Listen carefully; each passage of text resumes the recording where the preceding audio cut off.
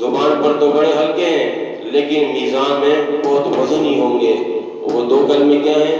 سبحان اللہ و بحمدہ، سبحان اللہ العظیم، سبحان اللہ و بحمدہ۔ آپ بھی پڑھیں سبحان اللہ و بحمدہ، سبحان اللہ العظیم، سبحان اللہ و بحمدہ، سبحان اللہ العظیم، سبحان اللہ و بحمدہ، سبحان اللہ العظیم۔ اللہ کا نام تو ویسے بھی بڑا بابرکت نام ہے، اور اللہ تبارک و تعالیٰ کے نام کے اندر اللہ نے مٹھاس رکھی ہے۔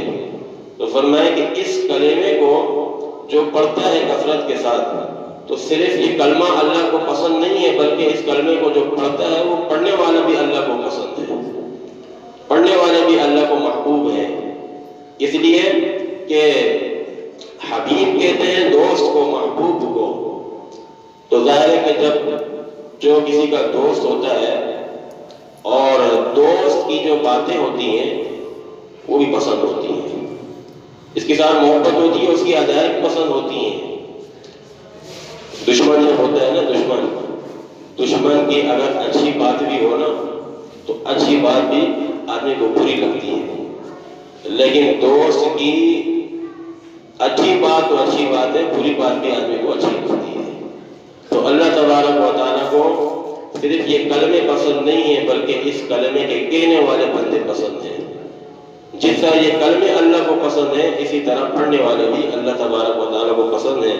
کلمتان حبیبتان الی الرحمن خفیفتان علی اللسان، اور یہ زبان پر بہت ہلکے ہیں، کوئی وزن نہیں ہے، کوئی ٹائم نہیں لگتا اس کے پڑھنے میں، 1 گھنٹہ 2 گھنٹہ 3 گھنٹے کا ٹائم نہیں لگتا۔ آپ چلتے پھرتے اٹھتے بیٹھتے کھاتے پیتے ہر وقت اس کلمات کو اپنی زبان پر اس کا ورد کر سکتے ہیں، اور اپنی زبان پر اس کو جاری رکھ سکتے ہیں۔ کوئی اس کے لیے وقت کی قید نہیں ہے، اور کوئی اس کے لیے جگہ اور مقام کی قید نہیں ہے، ہر وقت کی کلمات کہیں، اس لیے کہ اللہ رب العزت کو یہ بہت پسند ہے۔ ثقیلتان فی المیزان، آگے فرمائیں کہ یہ زبان پر تو ہلکے ہیں، لیکن قیامت کے دن میزان میں ہلکے نہیں ہوں گے۔ ترازو میں جب ان کو رکھا جائے گا تو وہاں ہی ہلکے نہیں ہوں گے، وہاں پر بہت وزن ہوگا، ان کا بہت بھاری ہوں گے۔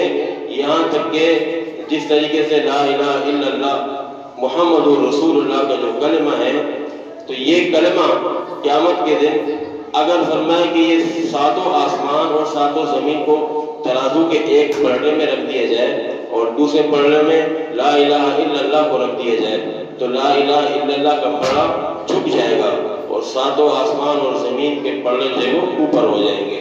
اسی طرح سبحان اللہ و بحمدہ سبحان اللہ العظیم کا معاملہ بھی ایسا ہے کہ زبان پر تو بہت ہلکے لگتے ہیں، لیکن اللہ کے ہاں یہ ہلکے نہیں ہیں۔ اللہ کے ہاں 7 آسمان اور زمین سے بھی زیادہ وزنی ہوں گے، زیادہ ان کا وزن ہوگا اور زیادہ بھاری ہوں گے۔ تو لہٰذا جب اتنا وزن ہے تو ہمیں پھر اس کا کثرت کے ساتھ ورد کرتے رہنا چاہیے۔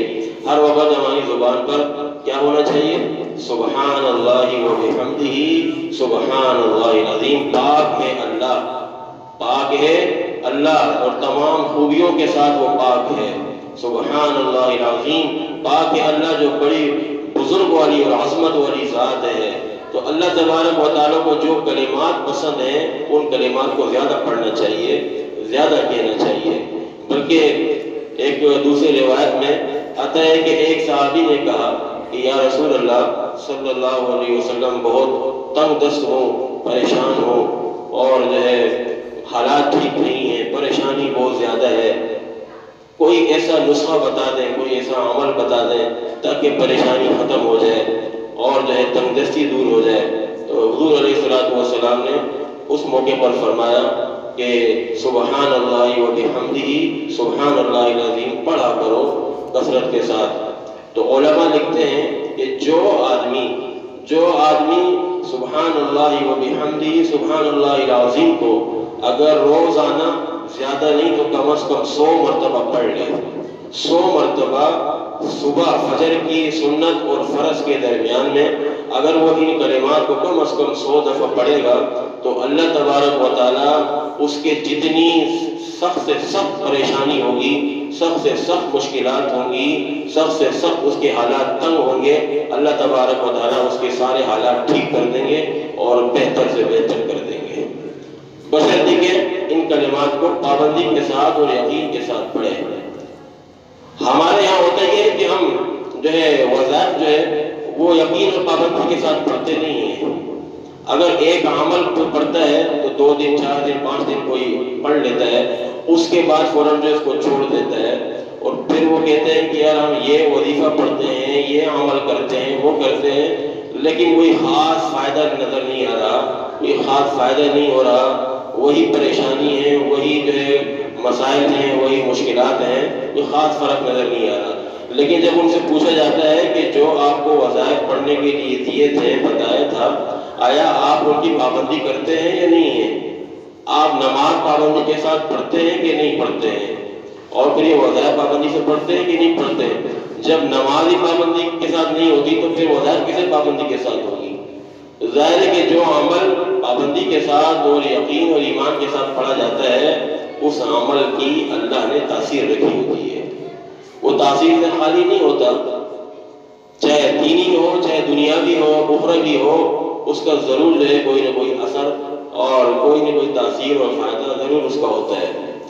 تو اس لیے یہ کلمات ہمیں صبح، دوپہر، شام، رات، چلتے پھرتے، اٹھتے بیٹھتے ہر وقت اپنی زبان پر جاری رکھنا چاہیے، تاکہ اللہ کی رحمتیں ہماری طرف متوجہ ہوں، اللہ تبارک و تعالیٰ کی رحمت ہم پر ہر وقت برستی رہے اور نازل ہوتی رہے۔ تو وقت بھی کافی ہو گیا ہے اور اذان کا وقت بھی قریب ہے۔ اب دعا ہوگی انشاءاللہ تعالیٰ۔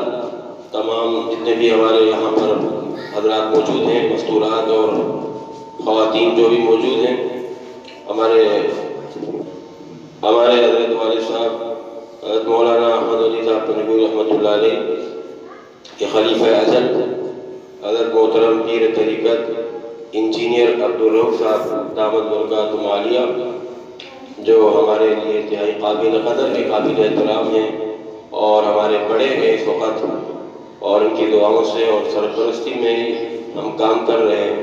تو انشاءاللہ تعالیٰ انجینئر صاحب دعا فرمائیں گے اور آپ سب حضرات دعا کریں، اس کے بعد انشاءاللہ اذان ہوگی، پھر جو حضرات جو مستورات جانا چاہیں وہ دعا کے بعد جا سکتے ہیں۔ وآخر دعوانا